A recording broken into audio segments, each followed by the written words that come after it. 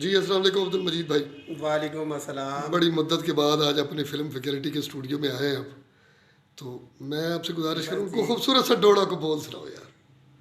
बोल दौड़े का ये है, शाकिर सुजाबादी का दौड़ा है। जी जी। हुण ढेर सचार न बन माही,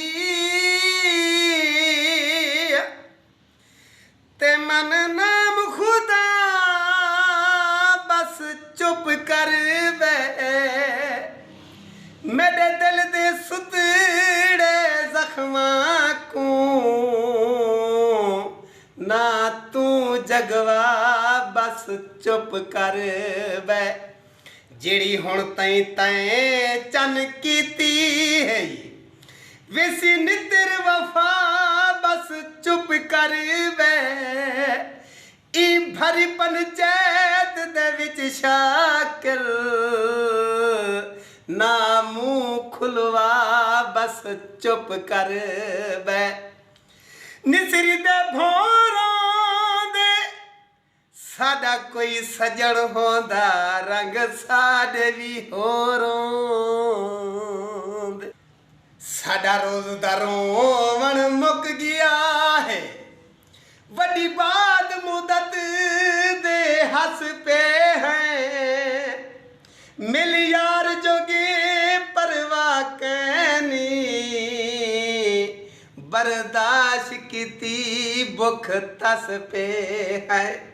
जिंदा हाँ ठरे अज आन देखे, जिवें प्यार च कीती चस पे है।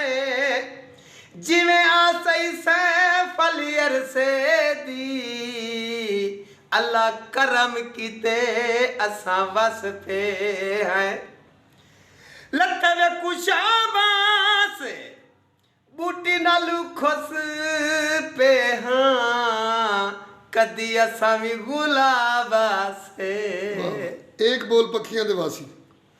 पखियां दे वासी असां, पखियां दे वासी, पखियां दे वासी असां, पखियां दे वासी। प्यार साडा माही तैनूं, प्यार साडा माही तैनूं याद कर आसी। पखियां दे वासी असां। अंतरा क्या है? वासी असां धमी टुर जावना, तोर के सानू तैं बड़ा पछतावना। साडे वांगू तैनू वी जुदाई जदू खासी, साडे वांगू तैनू वी जुदाई जदू खासी। प्यार साडा माही तैनूं, प्यार साडा माही तैनूं याद कद आसी।